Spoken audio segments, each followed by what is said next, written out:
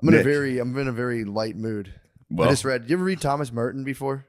I have read Thomas Merton. I finished his book, Seven Story Mountain. Yeah. Beautiful. what's it about? Oh, it's about this guy who becomes a Trappist monk and how his whole journey, like basically kind of draft dodged, honestly. He was facing World War II and he was like, maybe actually, I I'm a monk. will become. I'm actually a monk. And he's pretty clear about it. He was like, I was just going to check it out. And they're like, we'll give you 1 more month to get your affairs in order. And he's like, yeah, monk it is. And his brother went actually and died as a pilot. And he wrote a very beautiful poem for his brother at the end of the book. Oh, damn. It's about his like brother's dead body that's just charred up in the middle of some field.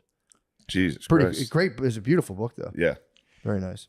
He embraced Eastern philosophy Yeah. and Buddhism, and he was like the first major religious heavyweight in the West to do that. So that his writings are actually still pretty popular. Yeah. So either way, that's why I'm in a very light mood. I finished it last Buoyant. night. Thomas Merton has made you buoyant. It has. Right. He's lifted me above just this absolute terrible society that we're all trapped in. Well, I'm sure our discussion will bring you back down to earth. Yeah, and, let's talk Diddy. Put you in the seventh circle of Dante's Inferno.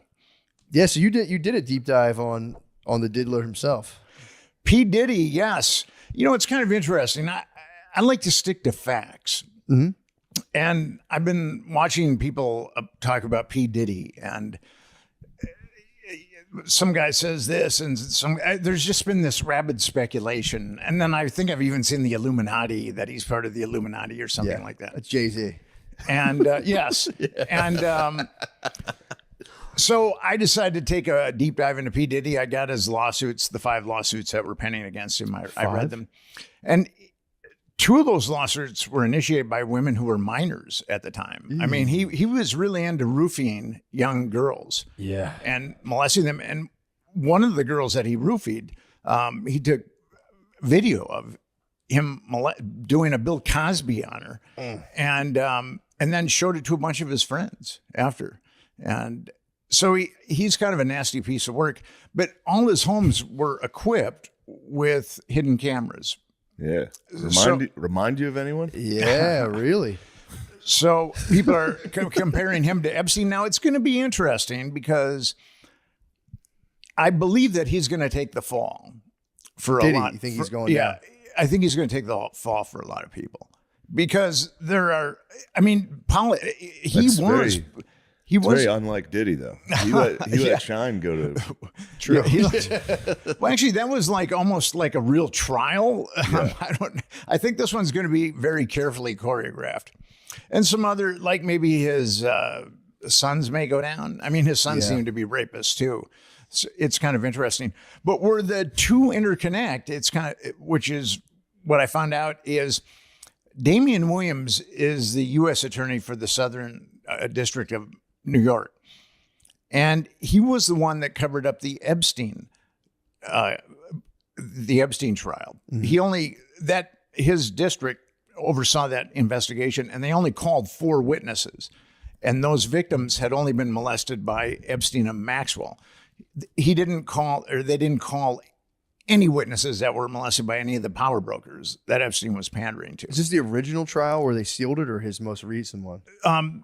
No, the last one. Okay, actually, Maxwell's trial. Gotcha. He was going to prosecute Epstein too, but Epstein, his death kind of precluded that. True, yeah. But yes, that trial was totally choreographed, and it was a total fix. I mean, Maxwell should have been indicted on multiple counts of child trafficking.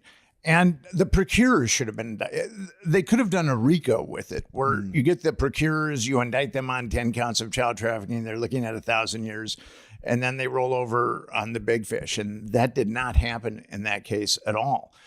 They kept it very tight, and only Maxwell was the one that went down. Now, that guy is the guy, and because it's kind of strange that P. Diddy's homes in LA and Miami were the ones that were searched, but that search warrant emanated from the Southern District of New York, Damian Williams. So he's taking the helm of the P. Diddy he's case. in control of all. Yeah, that's kind of nuts. So that's why I know that the fix is in with P. Diddy. But this is also interesting. Damian Williams went to Yale Law School on a grant from the Soroses. What? And where it gets a little interesting is Peter Soros, their kid, is in Epstein's black book, and he's circled twice.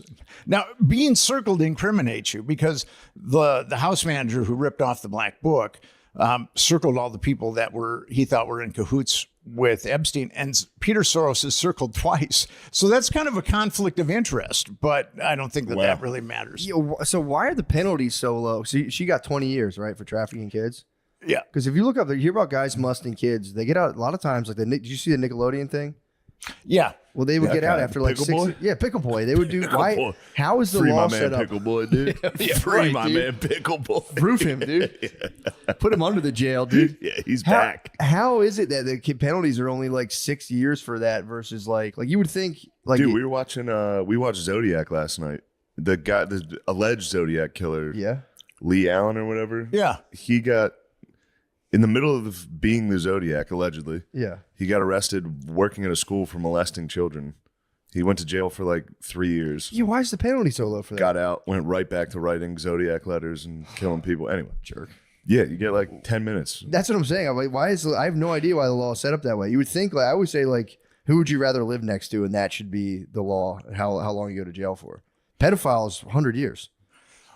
Well, I mean, it's not 4. It's a 15 to life sentence. So I'm sure that if you're living in a trailer park and you molest a girl, that they'll put you away for life. But it's a little different with the people that run our world, I guess. Or it's a life sentence to live with your mom. I think that's the life sentence. Life sentence, your mother's basement for the rest of your life. Yeah, you gotta go home. Yeah. I would off myself before that happened. You just get grounded, I guess, if you're a pedophile. But yeah, that's crazy. Maxwell was like, she was famous for it. You'd think they'd make an example out of her for a long time. You were saying she's in a dormitory now? She's in a dormitory. And the dormitories are generally for people that have done time and been exemplary prisoners and are about to get out. But she's right in a dormitory now. That's so crazy. And she got how many years? She got 20 years. Do you think how many of those do you think she's serving? Well, in the Fed system, I mean, not that this is going to really count. Yeah. In the Fed system, you've got to do 85% of your time. So she should end up doing like 27 years or 17 years. Yeah. So, but I don't know if that's going to happen. I mean, she kept her mouth shut, and she's got a lot of money that's waiting for her. And I think that was kind of the deal. This is just my opinion. My surmise is, yeah, they sat Maxwell down. They said, Ghislaine, you've done some really good stuff for us. You've enabled us to blackmail a lot of people. But if you keep your mouth shut, you won't end up like Jeffrey Epstein. I mean, you're going to have to do some time, but then you're going to have lots of money when you get out. Yeah, maybe she'll have her own like Target line.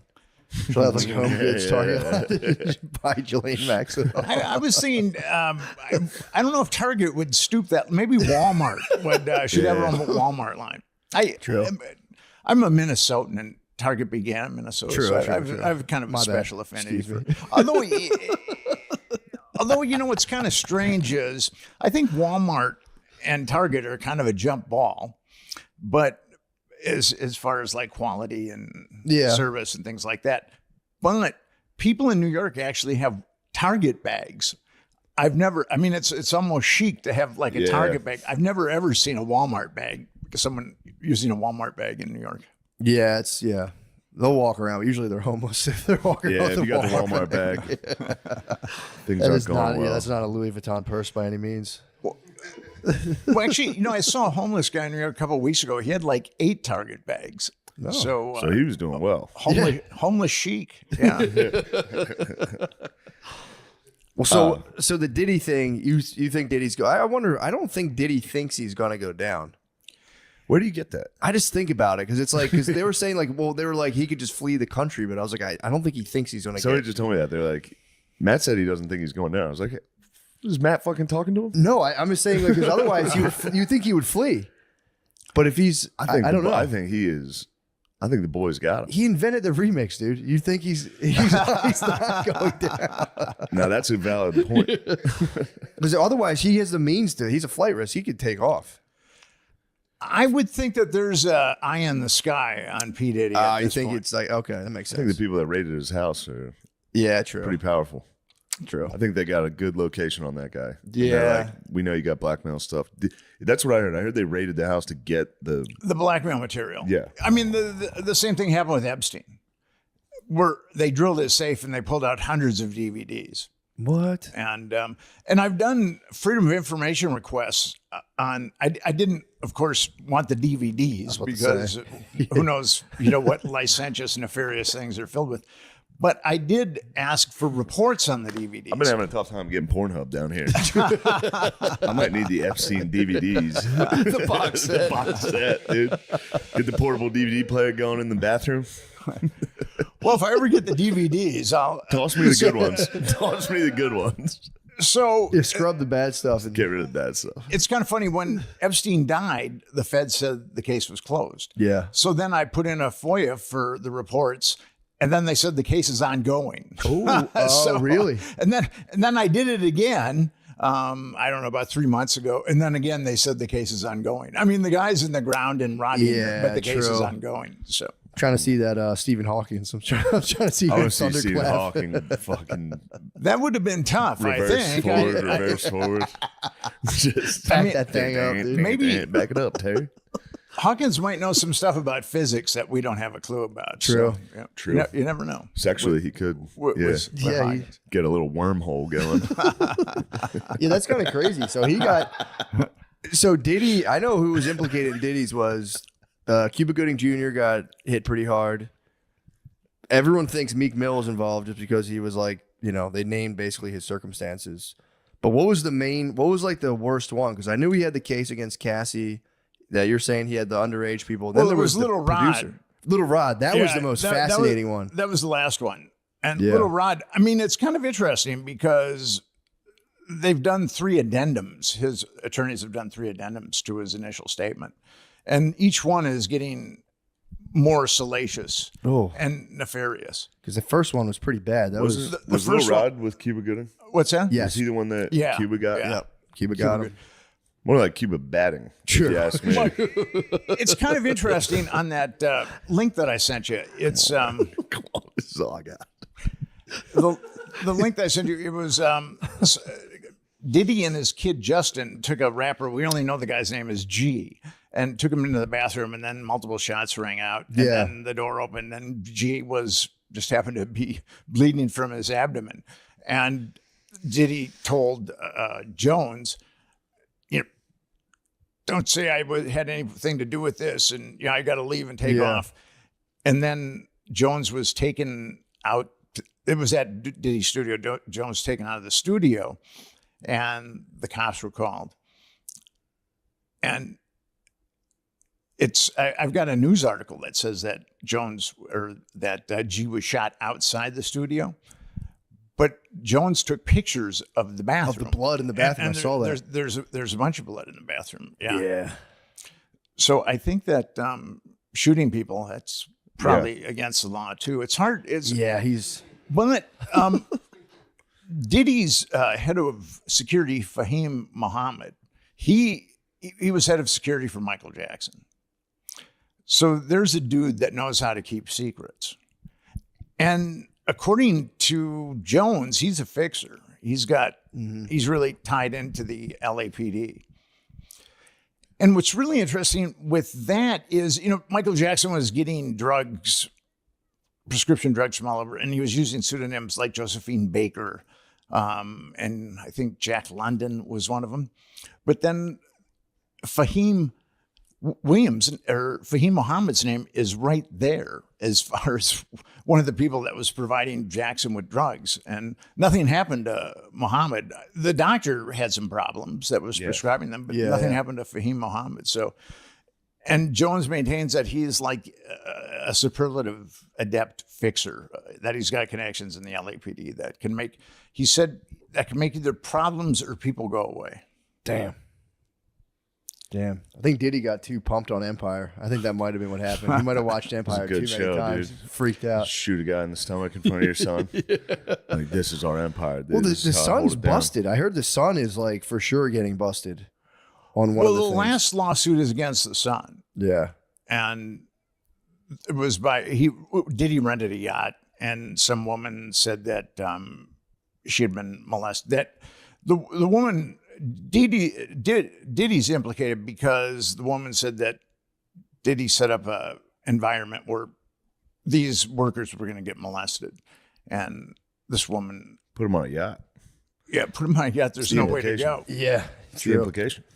Damn. Well, Diddy's going down. You heard it first. I didn't know. I was like, maybe they don't have enough solid stuff on him. So just a lot of it is like a lot of hearsay. But yeah, it seems like he's gonna go to jail. He's gonna go there. I think he's getting Kells Epstein. is out, but Kells Diddy. Damn. Well, Think he's gonna get killed? Yeah, probably, right? If he does, I don't know. They're going to probably give him the Ghislaine Maxwell talk. Well, did some bad things, and it all depends upon who he's compromising people for, because there's enough information that his homes had hidden cameras that I actually believe that his homes had hidden cameras. So I just don't think that he was blackmailing people for himself. Yeah. Now, what's really interesting is the guy that he started Bad Boy Records with is Clive Davis. Mm-hmm. And Clive Davis has an interesting criminal history. He was charged with not paying his taxes in 71, 72, and 73. He was head of CBS Records. And he was busted embezzling $94,000 from CBS Records. And the guy that he was using was a Genovese crime family named Pasquale Falcone. And how they intersected with, this is kind of interesting, how they intersected with Davis is Falcone was smuggling 22 pounds of heroin into the United States. And then they started looking at Falcone, and then they saw that he was doing these illegalities with Clive Davis. And then he also shelled out $250,000 for payola. That's giving kickbacks to radio stations, which is totally illegal. Yeah. But he did all these things, Clive Davis, he did all these things, and he walked. The dude never spent a day in jail. Oh, then he teamed up with the diddler. That makes sense. And then he came out with the diddler. The feds said, yeah, that was the connection. We need you. We need the diddler. Damn. So you've got it's an interesting alchemy right now with P. Diddy. You've got his head of security, who is a fixer, who knows how to keep secrets about child abuse. You've got Clive Davis, who has been busted on innumerable things and felonies and not spend a day in jail. And then you've got a U.S. attorney that likes to cover up child abuse. So it's a pretty interesting alchemy to see how those things all turn out. What do you think about Jay-Z? Nothing on him yet at all? There's a lot of innuendo about this person or that person. Like Diddy says when he was sued by his girlfriend Cassandra, Cassie Ventura. According to Jones, he says, well, I've got enough leverage on Bishop T.D. Jakes to get him to go to bat for me and say I'm a good guy and nice guy. And now Bishop T.D. Jakes, he's got a real estate empire. I mean, he's got a mega church in Dallas, but he's got like a real estate empire. And now one person on Twitter said that he's gay. So then the next thing, everybody in the news That's saying, pretty good, though. yeah, and he's blackmailing T.D. Jakes because he likes little boys, or whatever. So one guy calling you gay on Twitter, that might be the straightest guy on earth. And the person said, well, it's right there on Twitter. Yeah. So now here's a guy that's worth millions of dollars, and he just did a deal with Wells Fargo that could be up to $1 billion in housing. So, and he's a preacher, which his being a media mogul and also a real estate baron, it seems a little at odds with preaching. I mean, not when you get to the evangelical side and you're on television, I guess not. Yeah, mega churches are like basically businesses and stuff where you can, you just get a guy and be like, yo, fund me. I'm going to start 10 more of these things. I got to meet Jim and Tammy Baker once. not really the highlight of my life, but it was interesting. A friend of mine he was an Herbalife distributor, and the feds busted him. What? For what? Dispensing Herbalife, marijuana. Oh, he wasn't actually Herbalife, yeah. This is before, I used to call it Herbalife now, but that reference is kind of lost. He used to dispense Herbalife.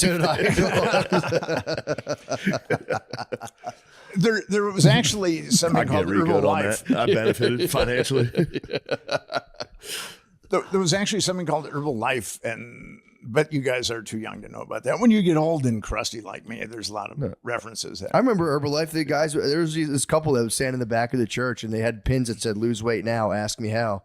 And they would stand in the back of the church. At Catholic church? Yeah. Get them out of there. They're selling their wares. I know. I almost flipped. If they had tables, I would flip the tables. But yeah, it was this couple, and they had the guy with like a skinny guy with a mustache and the lady with 80s hair, and they were just standing in the back, and they looked great. I'll be honest. They were both good. Looking pretty slender. Yeah. So a buddy of mine, Instagram. You had to just go stand in public and go, lose weight. I know secrets.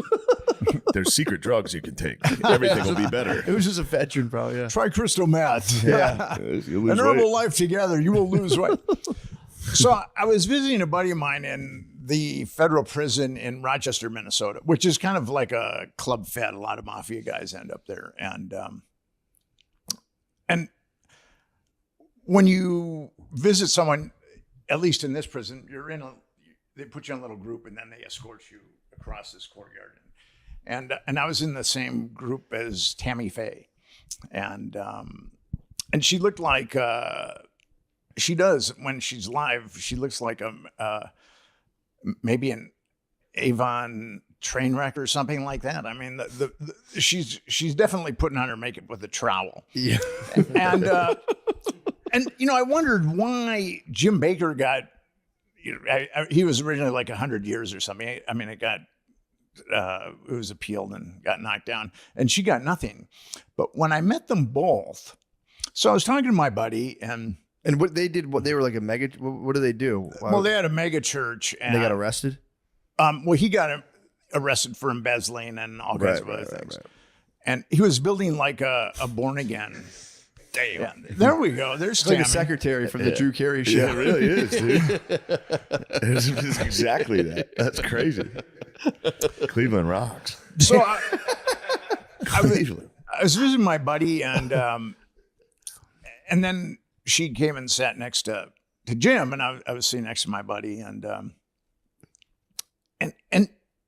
he had this sinister grin on his face.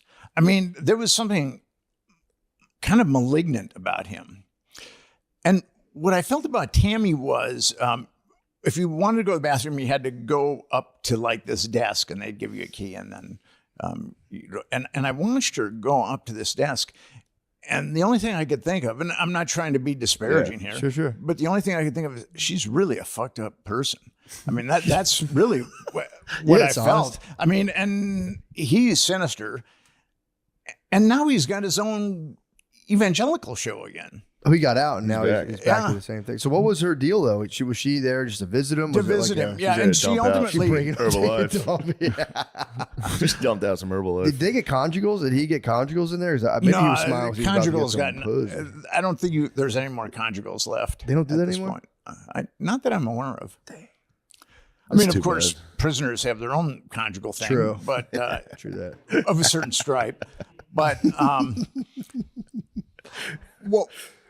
So Jim Baker's got his own show now. And you would think with all that scandal, and I was also told that Jim, I probably shouldn't say this because it is derogatory and defaming, but I was told that Jim spent a lot of time on his knees when he was in prison. Really? Praying. Yeah. Damn, who told you that? Some people that that did time with him. Damn. So. Probably, I mean, his enthusiasm was probably great. True. So now that I know these... You'll get to take it out. Come out of this. So now that I know these things about Jim... Just anointing himself with the chrism, dude. Running around after he gets the facial. That is insane. I mean, again, I know what you're saying. You don't want to implicate yourself in any kind of negative smearing, but as just a joke, it's very funny for a mega church pastor to just pulling it out of guys in prison. Say your name, demons. Be out. Be gone from this man. Oh, Lord. Oh. Mega church pastors get into a lot of those problems. Yeah. Yeah, they're all freaks.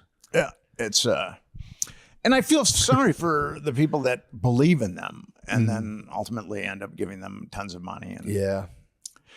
there was an article. It was either Time or Newsweek did an article because Jim Bakker would go out with all these prostitutes, and then he would have them do stuff, and Yeah. you know and there was one prostitute that said, I've got 2 kids. And I wouldn't let them near that guy. So, and here he is preaching to millions of people every Sunday. Really? She was like, he was too. I guess he's got some aberrations. Yeah, some requests. Time magazine and or Newsweek, I can't remember which one, really didn't delineate on those aberrations. But I think that we can, from the anecdote that I've told you about, is stay in prison. I think we can maybe extrapolate. True. Well. Yeah. Try some. All right, so final thoughts on the diddler?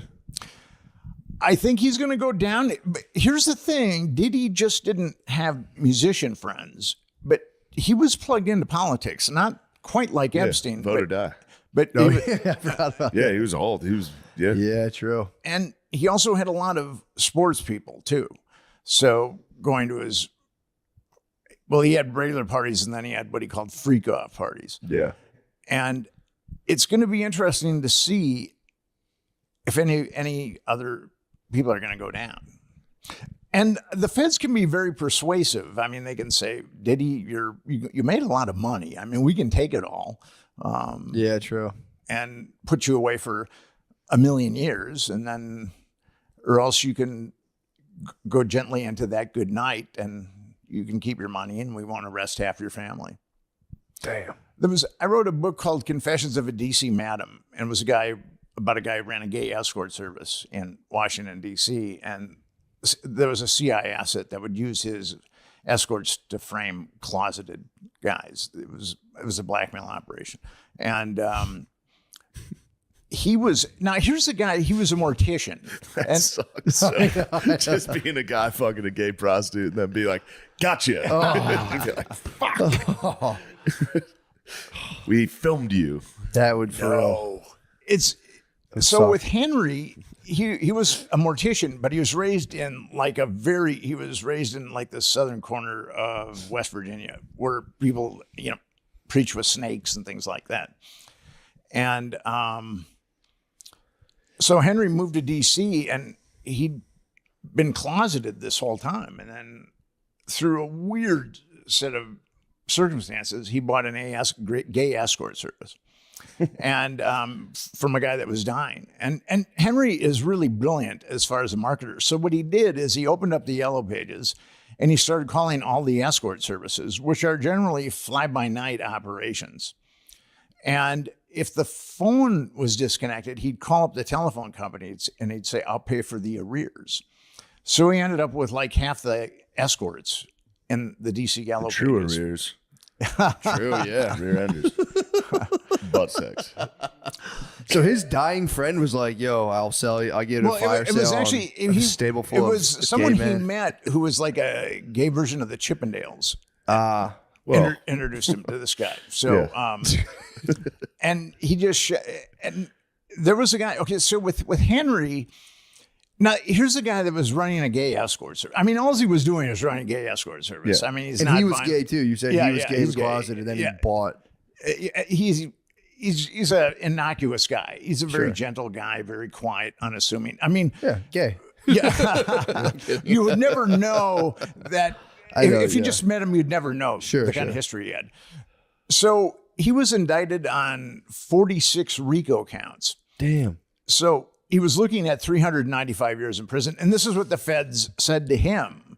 Henry, we've used your escorts to compromise a lot of guys. And, we appreciate that. And we're going to make a deal with you. we can put you away for 295 years with all these RICO indictments. Yeah. Or And that's in gay years or regular guy years? That's like 20 in regulars straight. so they said, Henry, we'll give you a consolation prize. You keep your mouth shut and we'll only put you away for 5 years. Whoa. So he took the deal. But he was totally sold down the river by his attorney, who was Greta Van Susteren. I mean, what she did to him was pretty egregious. What'd she do?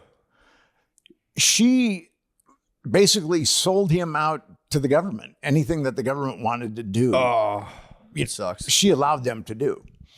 And she's a Scientologist. I don't know if you guys are familiar. But she got Henry to go to like Scientology boot camp and get cleared. He actually, if He got clear? Once you're cleared, you get a blue cake. And then Henry actually got a blue cake. But then he had to go back and get sentenced. And Oh, he got clear before he went to jail. yeah, he had some time. Got blue caked. He had some time to get cleared before he went to prison. That's cool. But that's what happened with him, is that he was made that deal, and I can see Diddy being made that deal. Gotcha. That makes sense. He's gonna, the power brokers will. Yeah. I mean, how about people just stop being sexually impious and we wouldn't have these problems? Speak for yourself. I think in this day and age, that's kind of Yeah. I don't know if that's possible. Yeah, well, I feel like now they can just grab the web history off people. They can just snag your Pornhubs and be like, yo. I'm really glad that I was a wild kid in my youth. And I'm really glad that smartphones weren't around in my youth. And YouTube wasn't around, or else I don't know if I'd be able to be a journalist, a respected journalist today. I mean, not that I'm that respected, but I'm somewhat respected. You're on this podcast. That's pretty good. True. Yeah, no, This is being where all the plugged in, respected journalists go. being plugged into phone porn from 12 is like pretty wild. Yeah, I've been reading about that. It severely messes kids up. That Yeah, I would think. Yeah, Gardini's young. Yeah, Gardini's He's victim. an absolute deviant.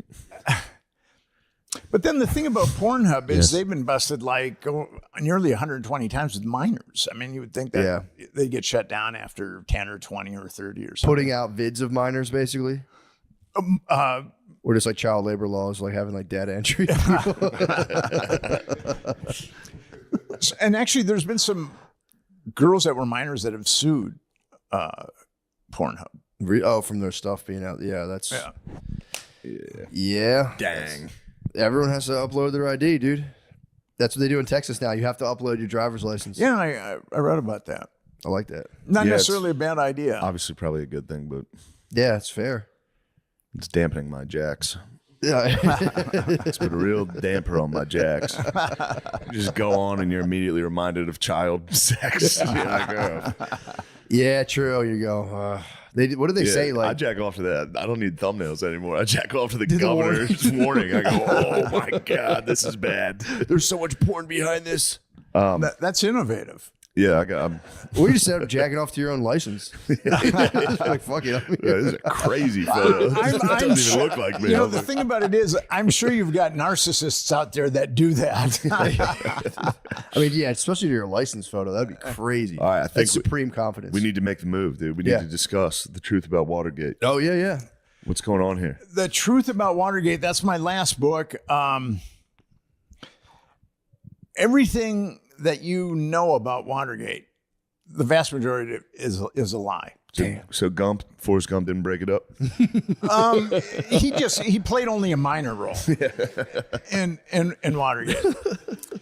It's interesting. What happened with Watergate, and there's been some really great books written about Watergate, but they're tomes, and they're very, very complex. And it's hard. I mean, you have to kind of study them. So my goal was to be the unified field theory of Watergate revisionist books. And what happened with Nixon is Nixon decided to do strategic arm limitation talks with the Soviets. And he also started to open up China for diplomacy, rapprochement. And And he was doing this behind the backs of the CIA, the Department of Defense, and actually the State Department. And on his first or second day, Nixon didn't like the CIA, and because he felt that the CIA had sabotaged him with when he ran against JFK in 1960. So Nixon, it was, I think, National Security Memorandum 2 was some kind of innocuous document that he issued his first or second day, where he said that the CIA, the Department of Defense, and the State Department will have no input whatsoever in any of my geopolitical moves. Basically, he was telling those three bodies just to go to hell, and he was going to do his own thing. And then he started making contact with the Russians, and I started making contact with the Chinese. He'd been a Cold Warrior, and he saw that that wasn't working. He saw that containment wasn't working. And he just saw that we were spending all this money, and he just realized it wasn't, it just wasn't prudent. It would never work. So he started to do this, and then the Joint Chiefs of Staff actually had an espionage ring against Nixon. It's called the Moore-Radford affair. Thomas Moore was head of the Joint Chiefs of Staff. He was an admiral. And they used Moore, and they used Radford, who was a yeoman that was the link between, because he was using the National Security Council, Nixon was, to do all these moves. And Radford was the liaison between the Joint Chiefs and the National Security Staff. So Radford was stealing all these documents. And Alexander Haig was in on it too. And actually Haig plays a role in the demise of Nixon. So Haig was enabling Radford to steal all these documents. Who's Haig? Alexander Haig is, he's a general. He was the Joint Chiefs of, he was Nixon's chief of staff. And then he was ultimately the overall leader of NATO. Oh, I would love to steal. And he's from Philadelphia. Awesome. Oh, nice. Is he really? Yeah, he's from Philadelphia. Damn. Go Birds. So the Joint Chiefs started this espionage ring against Nixon, but the Nixon administration outed the espionage ring. Oh, they found out. Yeah. So so then the CIA started to infiltrate the Nixon administration. Kind of like Scarface at the end of the movie, where, you know, he's double-crossed the Bolivian drug dealer and all those assassins, you know, are coming. Okay, so that's what the CIA did to the Nixon administration. I mean, they just started inundating the Nixon administration from all different types of angles. And what's interesting about Watergate, it's a conspiracy within a conspiracy. Because McCord and Hunt, who are the two guys that were busted in Watergate, their goal was to take down Nixon. They wanted to take down Nixon. And so, but there were two agendas at work. And this is actually my third book on sexual political blackmail, because at the heart of Watergate is a CIA sexual honey trap. And what's really interesting, so the burglars broke into Watergate, and there was a secretary from the Democratic National Committee named Maxie Wells. She kept photos of prostitutes in her desk under lock and key. And if you were a Democratic VIP, you would go there and take a look, and then these girls would be at the Columbia Plaza, which was a high-class apartment building. And that was, and the CIA had had video or film or whatever. So you were just walking to this lady's office and she'd be like, check out these ladies. I mean, I'm sure that there was some kind of secret handshake or code or something like that. Gotcha. Probably like, hey, I'd like a hooker. Is there So do you think these girls are pretty? So John, the woman that ran that escort I hear the service. cherry blossoms are beautiful this time of year. Oh, yes, they are. Yes, Senator. I don't know if there was a lot of cherries at that. Oh, yeah. But The cherries are gone. I think cherries have been gone a long time. But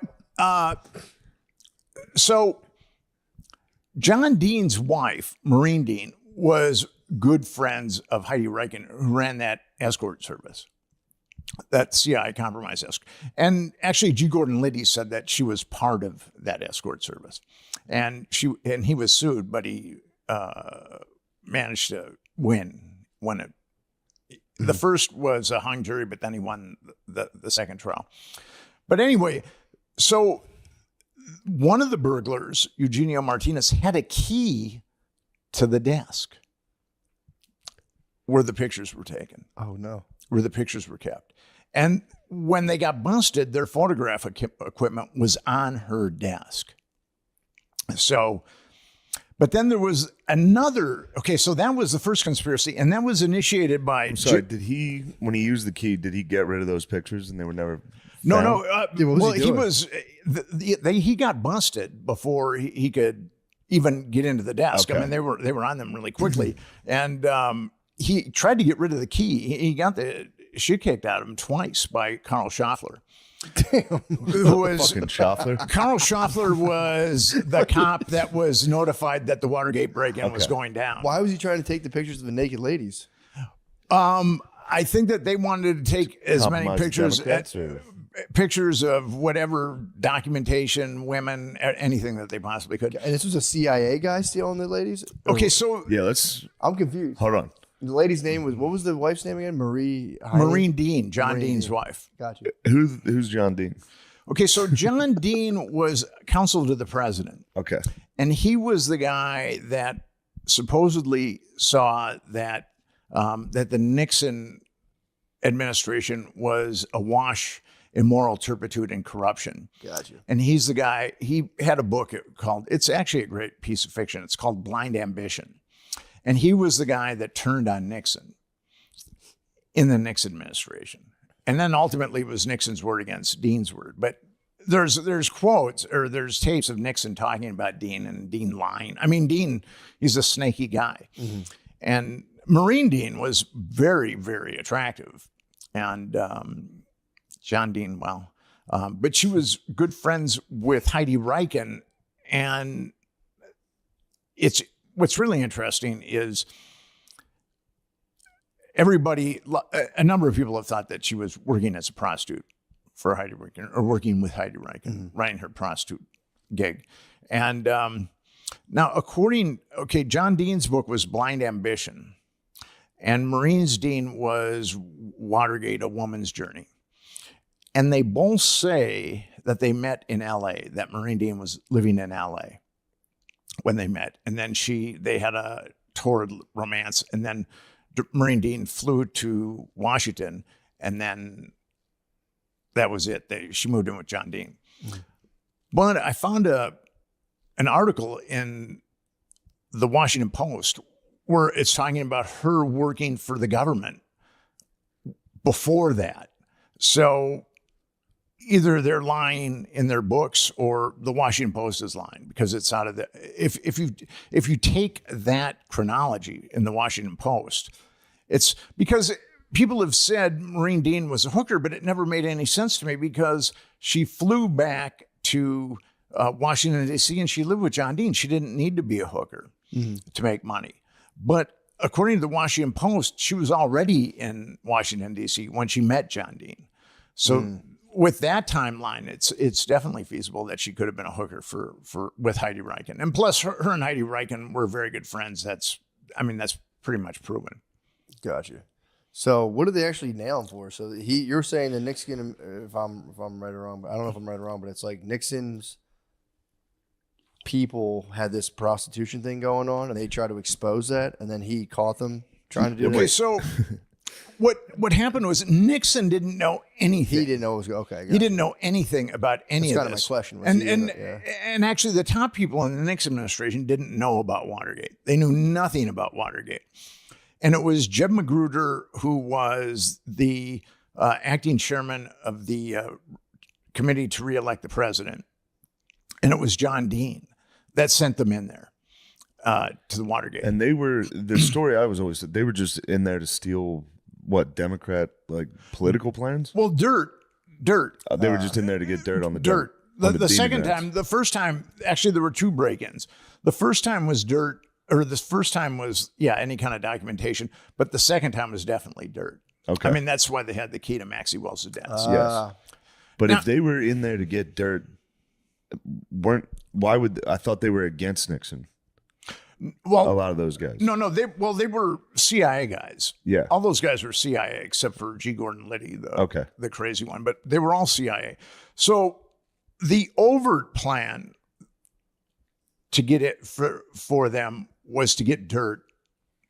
The plan that Magruder and Dean told them to do was to get dirt. Now, there was a second agenda going on there.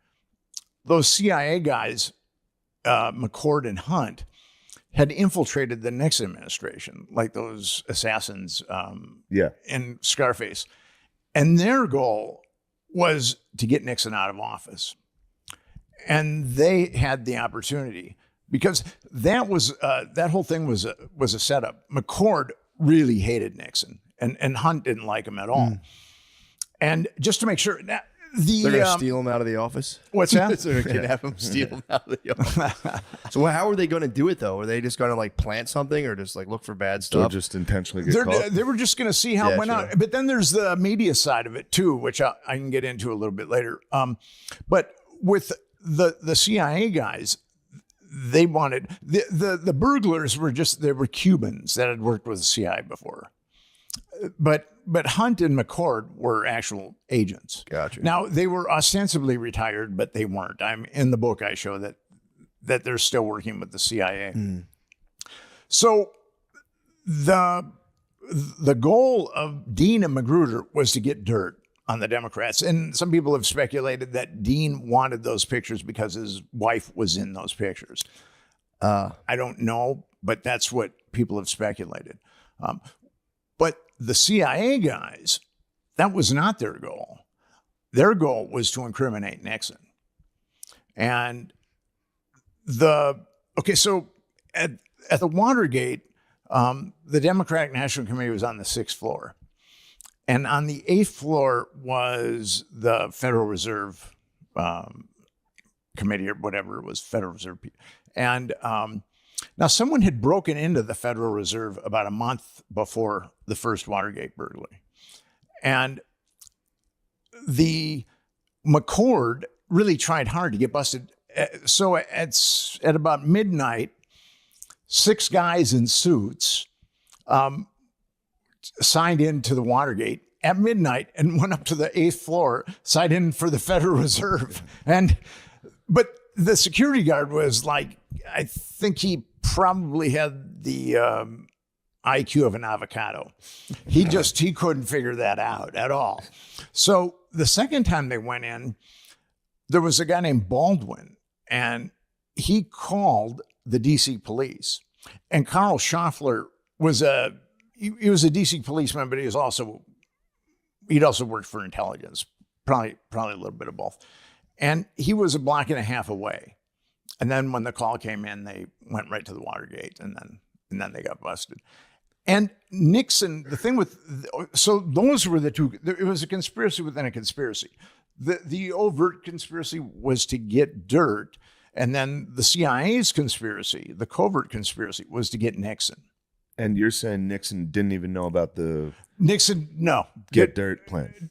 Didn't have a clue. None of those guys did. And that's what they were calling each other. And they go, who sent these guys in? Because Nixon was way ahead of McGovern. I mean, he walloped McGovern. It was going to be probably the biggest landslide up to that point. Reagan's Up till 2024. True. Why did he get in trouble for people breaking in though? I don't understand. What's that? Why was he? So he got in trouble because so there was we're something Nixon- crazy. They sent Watergate was just they sent people into the Democratic committee to steal shit. That's what he got impeached got for. blamed for that. Yeah, Gotcha. yeah. That was the how it was portrayed, Okay, that makes sense. So that's, and that's what Nixon left office for. To hit the fucking Yeah, hit No, on but sides on what that. happened, what he left office for was obstruction of justice. Because Nixon, I mean, you listen to the tapes of these guys and they're going like, what the fuck? Yeah. I mean, who ordered those guys to break in?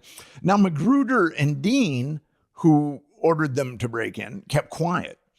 So those guys had no idea. Damn, so there was just like 9 burglars in the building, and everyone was Yeah. Spider-Man out. But Nixon, his natural instinct was to cover it up. I mean, he didn't know why anybody broke into the office, or he didn't know some of the other crazy stuff that these guys had done. Yeah. But it was just his political instinct to cover it up. Gotcha. And that's where he Makes got sense. busted. Is he tried to use the CIA, and the CIA double-crossed him. He tried to use the CIA because the FBI launched this investigation, and they found leads to the Nixon administration because of Hunt and McCord. And he tried to get the CIA to play their national security guard to stop the FBI. Now, Richard Helm was head of the CIA at that point, and him and Nixon hated each other. When there would be a cabinet briefing or a National Security Council briefing, Helms was allowed to brief the cabinet members or the National Security Council, but then after that, he had to leave. I mean, Nixon had overt, they really hated each other. Now, Richard Helms said, no, we're not going to cover it up. But then Nixon said something about the Kennedy assassination. And actually, there's tapes where Nixon is grilling Helms. Who shot John? Who shot John? And so Nixon leveraged them with the Kennedy assassination. Oh, wow. And then Helms said, okay, we'll do it. But he didn't. So, and actually the CIA provided more incriminating evidence against Nixon. But Nixon didn't know any of this stuff. All these machinations were just going on below the surface. Jesus. Yeah, that's pretty cool. I had no idea. I thought he got like in trouble for like stealing stuff. I didn't know what happened. I thought like, he actually just stole stuff and got busted and was like, my bad. I'm not a crook, dude. Yeah, I'm not a crook. The thing is, if Dean and Magruder hadn't ordered those break-ins, then Nixon would have. That's what was tied to his, to get those would have been. pictures And of their wives, their hot wives. Damn. Their hot wife and they got busted. We gotta get those naked pictures of our hot prostitute wives out of there. Shit's about to go down. Yeah. well, at least they were naked adults. I mean, I got to give them that much. You know? What? They were adults. True. I mean, True. Yeah. By today's standards, that was by that was today's above standard, board. Yeah, it was actually very nice of them.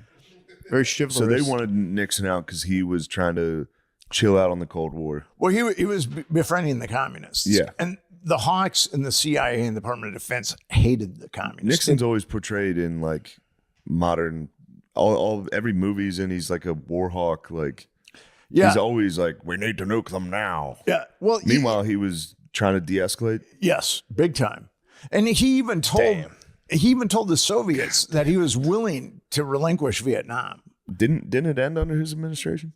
Yeah, Vietnam War? Yeah. Yeah. Yeah. I mean, he bombed the shit out of the Vietnamese before he did He that. gave that a shot. But Nixon is kind of split personality. So he really worked hard to do a arms deal with the Soviets because he saw the nuclear escalation. And actually, he cut the fence by 64% in his administration. And he did some positive, like OSHA, and he wanted to give health care for everybody, all Americans. He enacted some, the Environmental Protection Agency. I mean, that was also a Nixon initiative. He did do some good things. Now we just look at him as evil incarnate. But but it was, so what was really interesting about this is Woodward and Bernstein were essentially the guys that the two reporters that brought him down, and they're the most pathological liars of probably anybody in the entire Watergate saga. It's really interesting. And Ben Bradley was the editor of the Washington Post, and he was a CIA guy too. So and Woodward was also a CIA guy. Bernstein just wanted money for nothing and chicks for free. I mean, he blew all his money on prostitutes and coke. And he had a tough time after that. But Bernstein. Bernstein. and so what's fascinating, I mean, people think that those two are like the Mount Rushmore of journalism. And I mean, what's amazing about them is they're telling lies when they don't even need to lie. I mean, a lot of time they need to lie, and I understand that, but they're telling lies when they don't even need to lie. It's kind of amazing. What were some of their most like egregious lies? Deep Throat.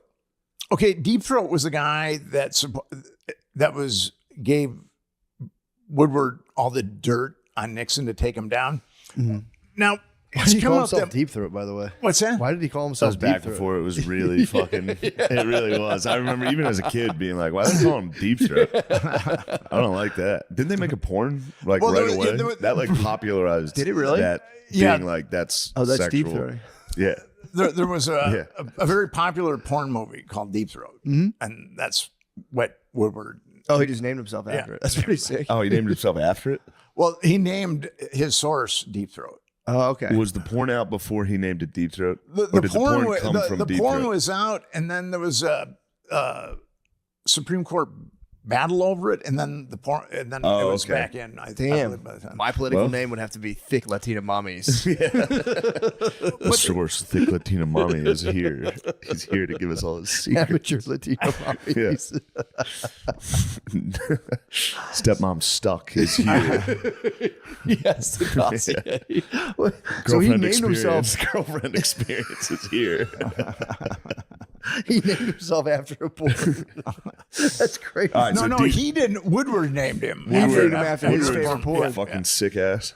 That's crazy. That's fucked up. If I was Deep Throat, I'd be like, what the fuck? Because he was briefing other agents. They're like, my source, Deep Throat. They're like, all right, dude. And Deep Throat hid his identity, right?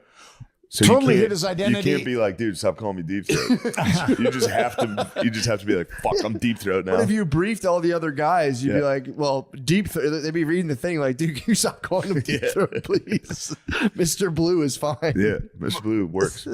But they rolled out a guy named Mark Felt who was severely impaired by Alzheimer's and said this shit. was Deep Throat. Yes. And actually, I think Deep Throat was a composite. I think that Woodward was getting. I mean, Woodward's tapped into intelligence. He was naval intelligence. Okay, so I'm sorry, for everybody that's not familiar with Watergate, Deep Throat was Woodward's inside source on all the stuff that broke to the Washington Yes. Post. Yeah. Okay. So Woodward said that he had this elaborate system that he'd contact Deep Throat, that he would move this flower pot Yes. on his balcony. Okay, so his apartment faced a courtyard. So Deep Throat couldn't have just driven by Yeah. and seen the balcony. He would have to go behind the parking lot. And here's where it really gets problematic. If Mark Felt was fired 6 months before the most incriminating stuff on Nixon came out, the tapes. And so he, according to Woodward's, I mean, no one said this, but he was driving in from Virginia every day, going behind Woodward's building and looking up. Yeah. It's total bullshit. I mean, it's, Yeah. Yeah, and they never even found the identity of. So that seems kind of weird to me, to be a journalist and be like, I have a secret source, yeah, and then write it as fact. yes. That seems outrageous. You can literally make anything up and say, Yeah, I have a true. secret source. And especially, I mean, with all the lies that I catch them, and then it's kind of interesting if Deep Throat ostensibly wanted to contact Woodward, he would take the New York Times and then he'd put the time, a clock on whatever page, and then the paper would be delivered to Woodward. But the problem is, all the New York Times that went to that particular apartment building were just put in a pile. Yeah. they weren't. They weren't put in front of Woodward's door. So the whole thing about Woodward is, and what happened was, as Watergate started taking a toll on the Nixon administration, he had to start firing people. He fired his chief of staff, Haldeman. He fired his domestic czar, John Ehrlichman. He had to fire his attorney general, Richard Kleindienst. And Alexander Haig was such a great shapeshifter. He had been in that administration because he'd worked for Nixon worked for Kissinger at the National Security Council, and Nixon really liked him. Haig hated Nixon, but Haig was a really cunning sociopath. So he became Nixon's chief of staff, which was the biggest mistake that Haldeman ever made, H.R. Haldeman. When he got fired, he said, well, try Alexander Haig. And it was Alexander Haig that provided the really incriminating stuff. Gotcha. But here's the thing. Woodward and Haig lied. They said they hadn't met each other until 1973. And Woodward was debriefing Haig in the 1960s when Woodward was with Naval Intelligence. So that... Woodward was Naval Intelligence before he became a journalist? Yeah. And Jesus. Here's what... Free Nixon, bro. Yeah, true. So what's interesting is, and I'll tell you just how crazy the Woodward story is. So Woodward, he graduates from Yale, and he's accepted to Harvard Law School. And then he ostensibly goes to the Washington Post after he's been accepted to Harvard Law School and says, you know, I'd really like to be a reporter.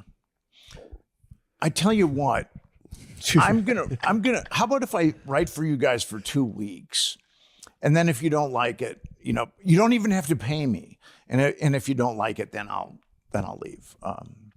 So that was the deal that was ostensibly made with the Washington Post. And then they put him, ultimately he ended up in the AAA system of the Washington Post in a weekly in Maryland. And he drove a Carmen Ghia. He lived in a very nice apartment. There's no way a spy at that point. Yeah, I get what you're saying. There's no way he was making enough And money. then the Washington Post brought him back. And then 9 months later, he and Bernstein broke open Watergate. Yeah, that's kind of weird. They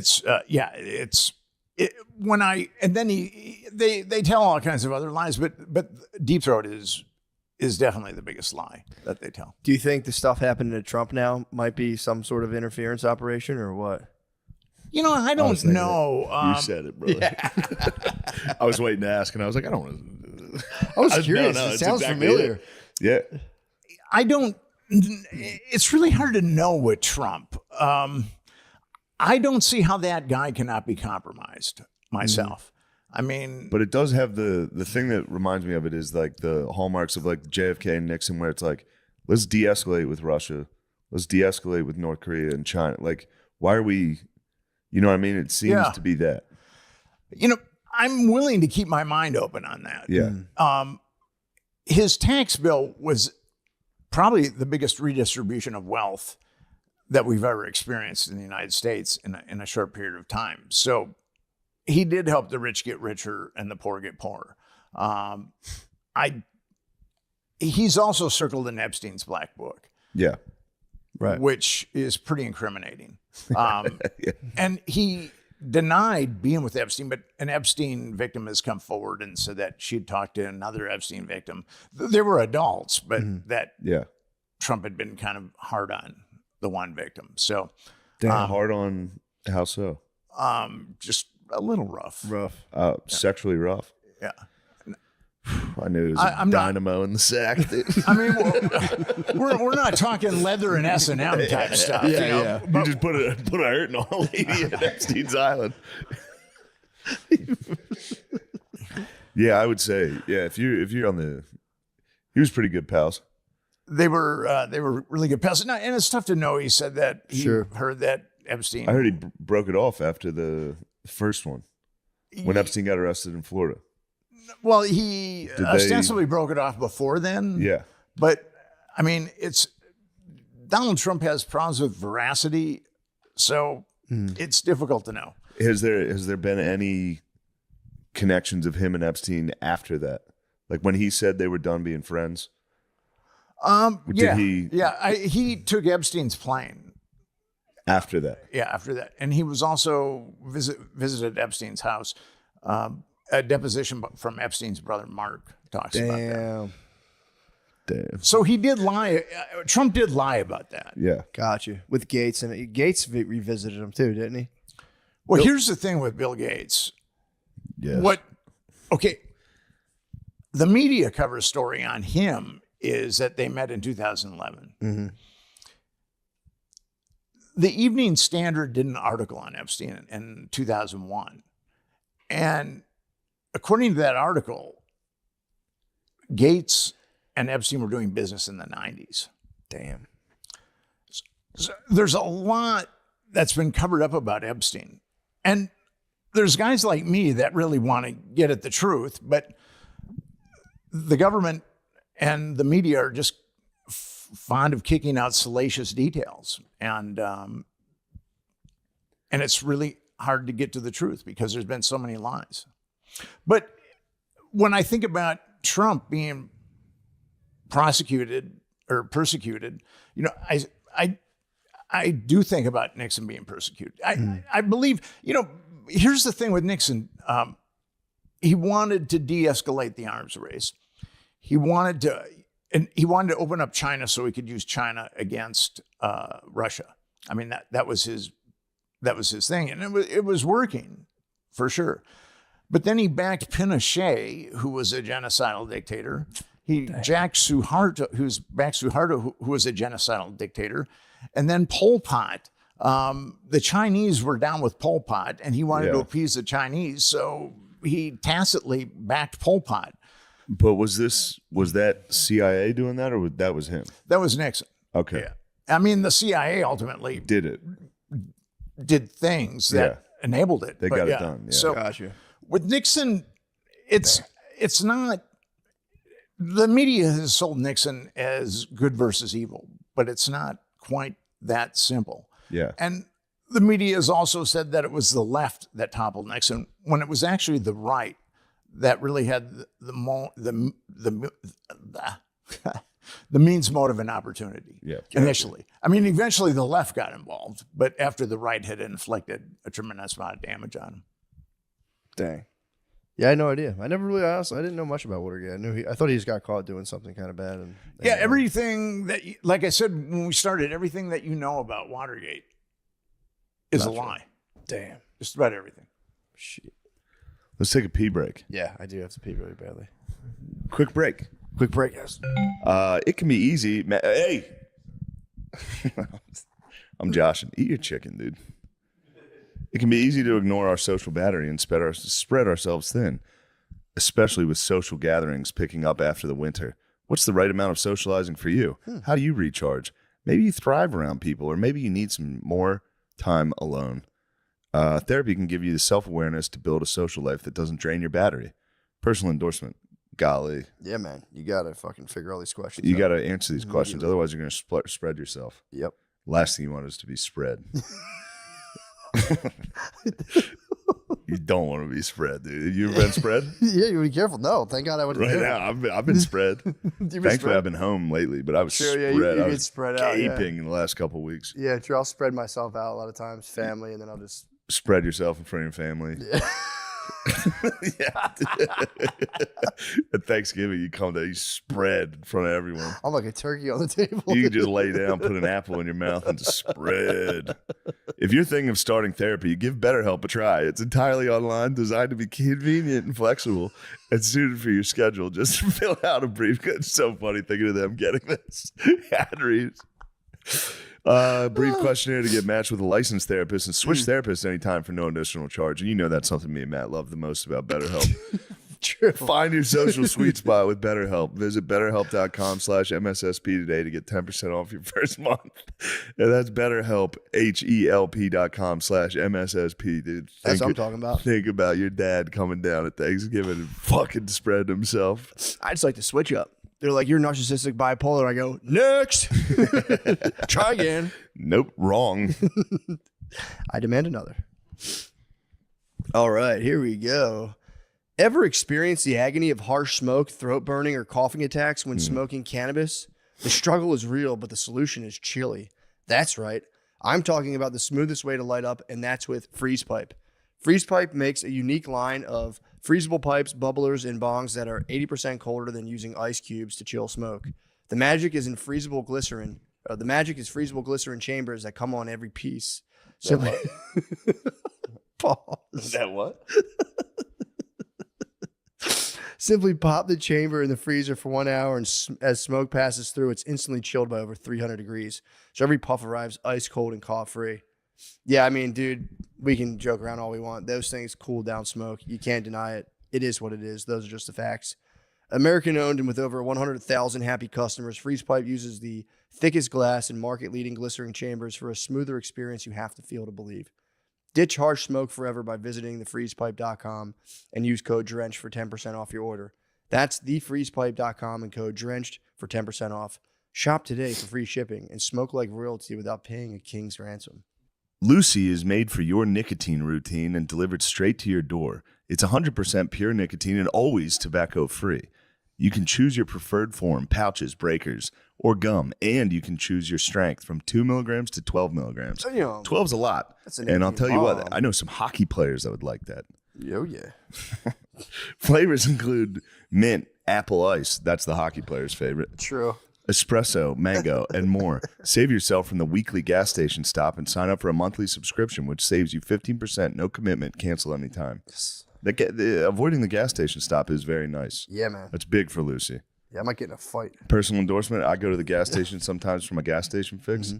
I don't like it. That's why I switched to Lucy, and I like Lucy. Yep. You have to talk to any ruffians that might be hanging out there. The ruffians there, yes. Mm-hmm. Careful. The product that sets Lucy apart is Lucy Breakers. It's nicotine pouches, but with a tiny capsule inside. That capsule contains a liquid flavor that saturates the pouch before it's even in use. Oh, fucking saturate some lady's pouch. Break it in with your teeth and boom, instant nicotine release when you need it. Let's level up your nicotine routine with Lucy. Go to lucy.co/drenched and use promo code DRENCHED to get 20% off your first order. Lucy offers free shipping and has a 30-day refund policy if you change your mind. Lucy.co and use code DRENCHED to get 20% off and always free shipping. And here comes the fine print. Lucy products are only for adults of legal age, and every order is age verified. Warning, this product contains nicotine. Nicotine is an addictive chemical. Shit. Oh, please. Also, this week I'll be in Las Vegas. Please come. Wise Guys, Las Vegas. Go to mattmccusker.com for tickets. Yeah, and there's a bunch of other shows. Please come. Bye. Yep. Just don't even ask. Stick your fucking beak in the camera. Sorry. That would be quick. Me, Lemaire, and Nate's show is on May 7th at the Creek in the Cave. If you're in Austin, Texas, please come. Those have been really fun shows. Yeah, they've been great. And now Nate's with you guys. Nate's with us. It's a 3-man team now. You guys are, yeah. Pause. Resume. Ooh. Yeah, don't ever backtalk Matt like that again. Matt, sorry. And please come to Raleigh, Good Nights in Raleigh on June 6th. Thank you. Oh, God. Now we got a big shot touring comic. Oh, yeah. Well, I wish... Thank you. Thank you. Goodbye. Yeah, before we get into the Watergate stuff. Yeah, we'll do this as like a precursor almost. Almost. There you go. We'll do it as a precursor. Yeah, because a lot of the people listening to this are young men that just young men that have never really heard of Watergate or have just a brief summary of some names and what the overall scandal, or at least is portrayed as. The official narrative. Yeah. Okay, the official narrative with Watergate is Richard Nixon sanctioned Watergate, and the burglars got busted. And then Nixon tried to cover it up. And then that's ultimately what he was taken down for, is obstruction of justice. Okay. But the real Watergate story is Nixon didn't have a clue that those guys were breaking in to the Watergate. He had a couple of guys on his staff, Jeb Magruder, who was acting chairman for the committee to re-elect the president, and John Dean, who was counsel to the president. Those two guys sanctioned the Watergate break-ins. And the burglars, G. Gordon Liddy and was the only one that wasn't CIA. All those burglars were CIA guys or CIA assets or had been CIA assets. G. Gordon Liddy was the only one, and he'd worked for the FBI. So Liddy was the point man, and Liddy thought that breaking into the Watergate was coming from Nixon's Attorney General, John Mitchell. Right. He had no idea that it was coming from Jeb Magruder and John Dean. So they sent the burglars in the first time to get as much information on the Democrats. Now, the Watergate was the sixth floor of the Democratic National Committee was on this, the Democratic National Committee was on the sixth floor of the Watergate. And the burglars broke in the first time, and they were looking for like Democratic strategies, things like that. Gotcha. And then they broke in a second time. The first time they broke in, they didn't get caught. They did not get caught. No. And this was how long before the second break-in? About 3 weeks. Okay. And then 3 weeks later, they were ordered to get as much dirt as they possibly could. And the Democratic National Committee was connected to a brothel that was a CIA honey trap. And what happened was the secretary at the Democratic National Committee had in her desk, she had pictures of a bunch of prostitutes. Yeah. And Democratic VIPs would check out the pictures of the prostitutes. Funny they got busted doing that.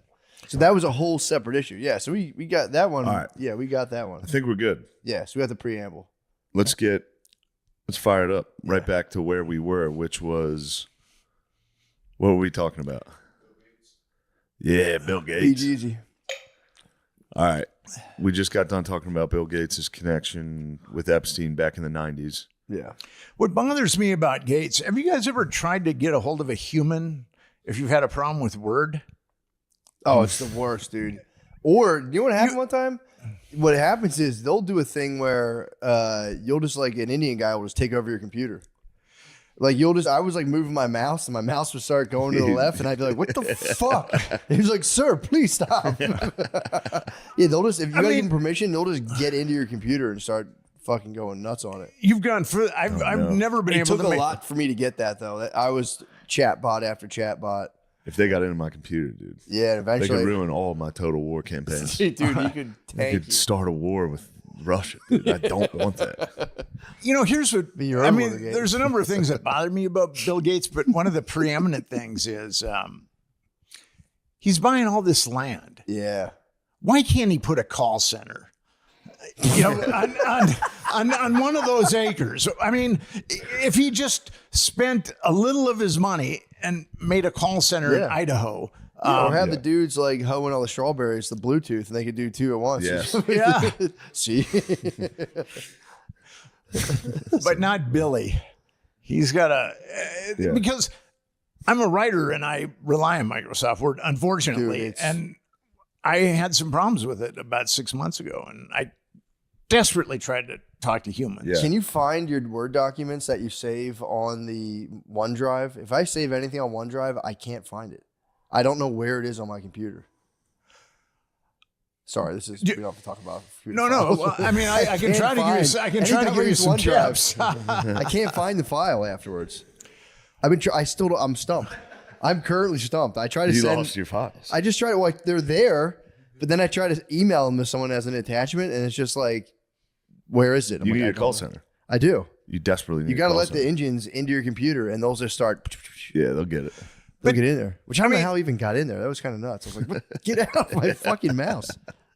I mean, Gates wasn't making enough money selling Microsoft Word. Now we have to rent it, and then yeah, the suite. There's no call center. I mean, you know. Yeah, that might be his most, honestly, out of everything he's accused of. That might be the worst. Was he ever accused of laying with ladies at Epstein's? He's been outed that way. Yeah, not with Epstein, but with in some other scenarios. Okay. But if he's been outed in other scenarios, I mean, why wouldn't he? Why wouldn't he do it? Then his wife was the one who like blasted him on the Epstein stuff. Actually, which is according to the media, she left him because of it. Because of the Epstein stuff. Yeah. Yeah. But he and Epstein went back to the 1990s. Damn. Instead of 2011. There's so much bullshit that's been manufactured about Epstein. And so much salacious dirt. It's really unfortunate. You've got a guy that trafficked children for 25 years, and our media, no one in the mainstream media has called for any justice for any of those victims. No, yeah, well, it became right wing to even care about it. That's been not for that's sure. what happened. If you That care became about it, you're also right-wing. that's a big thing we talk about a lot on this. Is like we don't do anything about it. The only thing you can do with Epstein is just on a podcast be like, "The fuck? Yeah. What was that? Yeah, true. They killed him. We knew they were gonna kill him, Yeah. and he trafficked kids, and no one. Yeah, that's as far as we get. There's a couple of things with Epstein that people just don't know. Okay, 'cause there's the Epstein Victims Compensation Fund that where a lot of Epstein's money went, and 225 victims applied for money. 150 were given. 150 were given money, and 8 decided not to take the deal. So ultimately, 142 were given money. Damn. Can you imagine being cheap with that money? But think of all the girls that he trafficked, and only 225 were come forward. But there's a couple other things. If you take any money from that fund, you've got to sign an NDA. Where you cannot name any of the perpetrators. And also, I know 2 psychologists, and one of them is very eminent.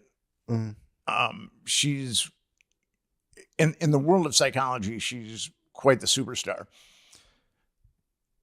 She's counseled a woman, and then another psychologist is counseled a woman. They were under 10 years old when they were trafficked by Epstein. And one actually described Epstein's home and then talked about a park that was by his house and a number of things. And she was under 10 years old. And then I know of one other, these 2 psychologists I know pretty well, but then I know of another account too that I've been told of another account from someone who's, I think, legitimate, but I just haven't been able to corroborate it. So you've got the Epstein Victims Compensation Fund is a huge cover-up tool. Damn. It's being used to do what the government can't, to get these girls to shut up. And you've got to, and according to the government and the mainstream media, the youngest Epstein victim was 14 years old. So if you're going to apply for that fund and you're younger than 14, they're not going to give you any money. And we have no idea of how it works. We have no idea what the criteria is. It's behind it's in a black hole, essentially. It's weird that they're not. Why would it's not weird. We know why, but it's clear it's a cover up. They're not being open about anything. This should all be like you said. You filed for Freedom of Information Act and all that. This should be public, right? Well, yeah. It's like, what's the point of being like we can't tell anyone what Pretty happened? useful to know, in terms of like voting for politicians. Yeah. To be like, oh, you raped a kid. Yeah, did he rape a kid? Yeah, you're out, dude. We can't vote for you. Yeah. I wrote a book called The Franklin Scandal, which is basically, Epstein is a carbon copy of the Franklin Scandal. It was about child trafficking network. We talked about that the first time I was on your show. Mm-hmm. And this time around, I was on to Epstein in 2012, and I got his black book in 2012. Yeah. And I ultimately published it. Gawker helped me publish it in 2015, but it took me 3 years to get that book published. It's kind of interesting. Once the book was, nobody wanted to touch the book. Yeah. And but once the book was published, the floodgates opened on the book. Yeah. And I started an organization, a 501c3 called Epstein Justice. And what we're trying to do is to get a commission formed to actually look at the perpetrators. We want the perpetrators to be accountable, and we want to know why the government is covering up child trafficking. We have 2 simple objectives. We want the perpetrators prosecuted, and we want the government to tell us why it's covering up child trafficking. Yeah, like why did they seal the original case when he got busted the first time? That all got sealed, didn't it? The very first case way back when. A lot of that was sealed. I was able to get a lot of documents from the police and also the feds. They're floating around out there. The feds, when Epstein was originally busted, the Palm Beach Police Department started investigating in 2006. And then about a year later, they they were going to arrest Epstein on 5 counts of child abuse. And they knew, they had statements from 5 minors, but they knew of 17 others. So there were 22 minors there. And then that case got taken away from them and it was put into a grand jury. And how grand juries work is a special prosecutor is chosen for a grand jury, and he's the one that presents evidence to the grand jurors who they're just regular citizens that have shown up for jury duty. And so grand juries have been notoriously easy to hijack because you just show them the evidence that you want to show them. So although, and the special prosecutor for the Florida grand jury, Barry Kirshner, he called one victim and skewered her, even though he knew about 22, even though law enforcement. Now, when it went to the feds, they had a list, and I've got that list of over 30 victims, and they didn't indict Epstein on 1 count of child abuse. Jesus. And it's interesting, a lot of your listeners might know this, but Alexander Acosta was the U.S. attorney for the Southern District of Florida. And he became Trump's labor secretary. And when the Trump administration was vetting him, they asked him why he went so light on Epstein. And he said, I was told that Epstein was intelligence and it was above my pay grade. He actually said that, and he's never denied saying that. What? Yeah, he said that. Shit. So crazy. Unfortunately, there's a rogue element of our intelligence that blackmails people. And it happened in Watergate, it happened in the Franklin scandal, and then it happened with Confessions of a DC Madam. So this is actually, Watergate's actually my 3rd book on CIA sexual blackmail. And I don't really want to write another one at this point. I mean, I'm kind of done now. Yeah. I think I'm going to start writing about fishing. That'd be nice. Fishing and picnics. Fantasy. Fantasy would be nice, like fantasy novel would be nice. I think my mind is probably too dark for that. But given what I've exposed it to I've been at this for 22 years. So yeah, it's been kind of a slog. But Epstein justice, every American knows that something is wrong with the Epstein case. Yeah. There's 3, if you've got a pathology, there's 3 ways. There's 3 phases. There's awareness, there's acceptance, there's action. And now we're at the point where Americans have to accept that the government covered this up. And then at that point, and that's a jumping off point for action. Yeah, that's true. Yeah, nobody believed that I think you got to be pretty entrenched in like the TV news to be like, no, the police were going to arrest him and penalize him, and he killed himself. It's like, I don't know, man. Yeah. He did pick a convenient time to kill himself. True. Yeah. And the guards left and the cameras turned off. And he got depressed. And he's like, what's the point? What the fuck? He missed the guards. and then his serial killer cellmate was taken out. Yeah. And damn, he had a cellmate? I didn't even know that. What's that? He was bunking up with the guy? Yeah, with the guy that had killed multiple people. I think maybe the Bureau of Prisons was hoping that. Yeah, that guy would get it done. I mean, they're in pretty close. You're in pretty close proximity with a multiple killer. Multiple. They're probably shaking his cage, rattling his cage, trying to get every day at lunch. Be like, yeah, "Fuck you, pussy! You won't do it. You won't fucking kill anyone ever again. You're soft, bitch. Here, take this knife." That's crazy. Yeah, he was there with a serial killer. It's this guy was a former police officer who'd killed some people. Yeah, those guys go rogue, dude. Yeah, it's I don't know if you could call him a serial. I don't know. A serial killer. I think he killed he like was a 3 killer. people. Yeah, he was a We killer. got one here right now. In I Austin. heard Austin, about the really? Austin killer. Yeah. I think they found 2 bodies like last week. Mm-hmm. No one cares because apparently it's gay guys. So everyone's going, it doesn't matter. They suspect he's gay because he only kills like young adult males Oh, that okay. leave like bars on Rainy Street. And that's where you frequent. That's not where I frequent. Careful, Sean. Sean, be careful. I'll catch him. You might catch him. You might, with I'll your lure wrestling him background. in, yeah, and I'll catch Did you him. ever hear about the Pin his Bring lake? him ass. to justice. My friend was telling me this weekend there's a lake in somewhere in Georgia called like not Rainier, some sort of lake where apparently it had something to do with like the slave trade back in the day and blah blah blah. But all these like younger kids will be partying on the lake and they just go under. And they'll ask their friends like, was your friend like hammered? Like, nah, I look fine. So there's the local lore that like there's these ghosts of slaves that are just like pulling down white partiers. Oh, wow. Yeah, dude, I heard about that. I was like, damn, that's so scary. That's very scary. Like ghosts Get of your ass down. Get your ass down here, motherfucker. Better work on your breaststroke. Yeah, true. Yeah, true. Now, this is racist, but you'd think you'd be able to outswim. You think that's white's territory. You go, oh, we're in the water now, dude. You've entered the white's domain. You've had your fifth white claw. And you're like, whoa, whoa, whoa. Yeah, that's a tough way to go. A ghoul. You're on a paddleboard. You're like, get off me. Oh, shit. My Either way. first major investigation was into a I serial thought you killer. liked that. I love it.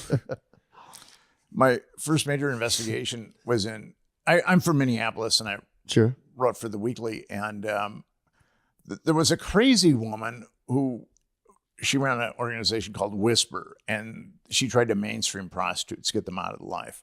But she was so crazy that it was hard to listen to her, and she was saying that there's serial killer killing prostitutes, but nobody really listened to her because she was so crazy. And then I decided, well, I'm going to look into this, and I was able to find, I think it was like 46 women, mostly prostitutes, that have been stabbed, strangled, or beaten to death in the previous 8 years. Yeesh. Now, law enforcement had denied that there was a serial killer, but then I showed them my list, which was really difficult to put together. Yeah. I showed them my list and I said, I went to the Minneapolis Police Department. I went to the St. Paul Police. I said, you guys really want to say that there's no serial killer? And then they kind of copped to it, but then it was a task force was formed. Oh, wow. Did they ever get the guy? In the wake of that article. No. And they're really hard to catch. Yeah. If they're good. I mean, if they're stupid, you can get them after one or two. True, yeah. But if they're Ted Bundy or someone. Was Dahmer in Minneapolis? He was in Wisconsin. Oh, okay. He's in Milwaukee, right? Yeah, I can remember I was at this really nice little island in Lake Superior called Madeline Island. And the guys that I was staying with, they don't have like televisions or radios or anything. I mean, it's pretty rustic, and it's really cool to do a lot of it. There's berry picking and fishing, all kinds of stuff. It's awesome. Berry picking's nice. I did it this year. It's very relaxing. Picked blueberries. It was fantastic. It's we so many. were definitely picking blueberries. That's nice. It was awesome. And I came back to civilization, and I stopped off at a diner, and that's when Jeffrey Dahmer had been outed. And I was reading the newspaper, and I thought to myself, welcome back to civilization. Yeah. Yeah. It's He's a cannibal. But the FBI says that there's like 50 of them at any given time in the United States. 50 serial killers kicking around? But I think that it's probably closer to 200. Jesus Christ. It's kind of interesting. Our culture, I mean, serial killers are in all cultures, but our culture seems to mass produce them more than other countries. Yeah. That is interesting. Well, what would be your insights into that? About why we have more serial killers? Yeah. Because we're number one. True. We're the best. We're Yeah, the we best are at the literally best. everything. School shooters. Yeah, we are the best. We're number one. Do we? So we definitely have the most serial. Like how far is our lead? I think Japan covers them up. I think Asia covers them up and says, no, there's no murders here. Yeah. I think we got quite the head start. If it's a 50-yard We dash, celebrate ours. They hide theirs. it's True. well, there was Russia gets after it, don't they? I think there's a lot there of was that Russian Russian boys. Chikatilo who Yeah. killed in excess of like 100 people. The guy here is, and he's putting them all in Ladybird. He puts all the bodies in the same spot. Really, I mean that Yeah, the should cops just go and let's set up let's get some fucking True. trail cams out there. Yeah. It's not that you guys don't even have to wait outside. Just put a camera up. Yeah. Right by the lake. Go, who's dumping sweet gardinis into the ladybird leg. He's looking at the camera. Party boys. Yeah. Fuck. Yeah. They got me. Yeah, that So shit creeps me out. has man. he? You would think that if they knew where he's dumping them, You would think. that would be It'd be kind of easy. put a camera there. And What is it? The United States apparently has had 3,615 total serial killers. Second place is Russia with 196. Damn. We're the best. that's quite a lead. Yeah. I think that also could do with Could be law enforcement misinformation. here. Catching. At least investigating. I think if you're, and this is starting in what, like the 60s, 70s is when serial killers started getting rowdy. Yeah, I mean, they were happening before then, but Yeah. But I mean, noted, But like getting caught yeah. and being like in the news. We had media and people looking out for it. We have more You could be in the middle of fucking Russia killing people and no one would ever. You go village to village. They go, yeah, that guy's gone. Chikatilo was doing that, though, the Yeah. Russian serial killer. But Yeah. we have more No, like it's shooters. We have more. I guess that's Soviet, because we have all them guns. But the guns thing, what's interesting is Canada has pretty much the same amount of guns per capita as U.S. Really? And they're not shooting people like we shoot people. That's interesting. Hmm. I wonder what the hell it is. Red food coloring, red food dye. Yeah, I don't know. I mean, maybe it is just. Too much I think MTV. it's What's your theory? Too much Beavis and Butthead. True. South Park. Marilyn Manson. people eating McDonald's. Yeah, I was going to say too many McDonald's. chicken nuggets. I was just thinking the same thing. You do go nuts if you have nuggets. Dipping your fries into a frosty and you're Yeah, you go, I should kill that bitch. My, This my, reminds me of a knife into a hooker.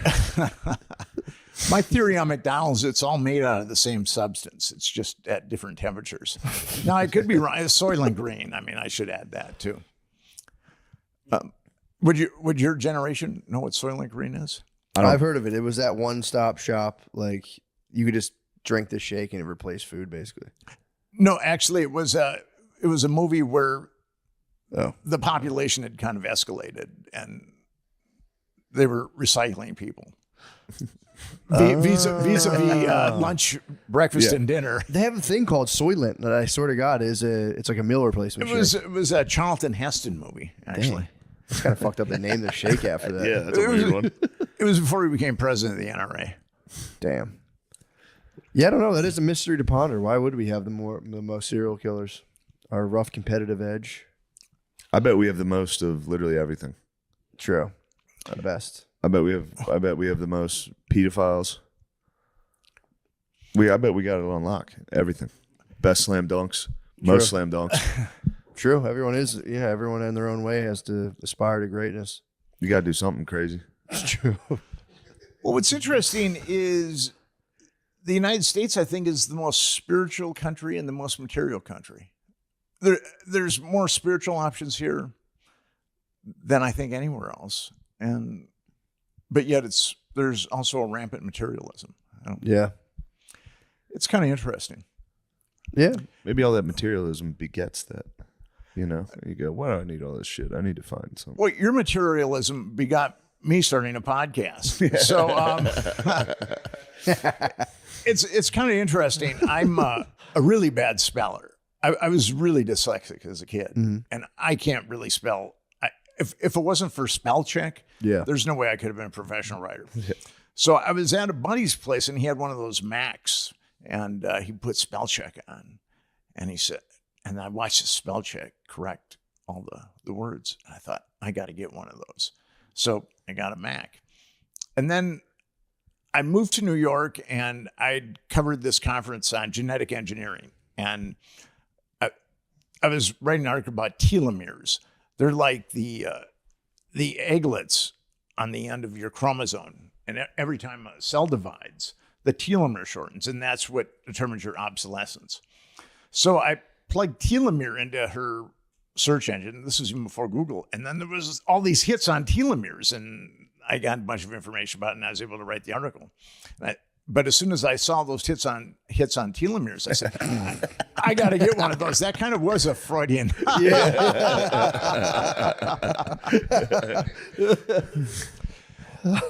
And then I did your It's dads. and then I did your podcast and you told me how much money you make. And I said, I got to get one of those. You saw our tits. You saw our sweet tits. Hell yeah. Well, let's get some closing arguments here. What are you thinking about? What do you want to close on? Watergate, Epstein, future of the country. I would say your listeners go to Epstein Justice and check us out. And, it'd be helpful if you bought my Watergate book. Actually, it'd be helpful if you bought any of my books. And it's good to be back with you guys. Yeah, hell yeah, man. Thanks for coming. Thank you. Man.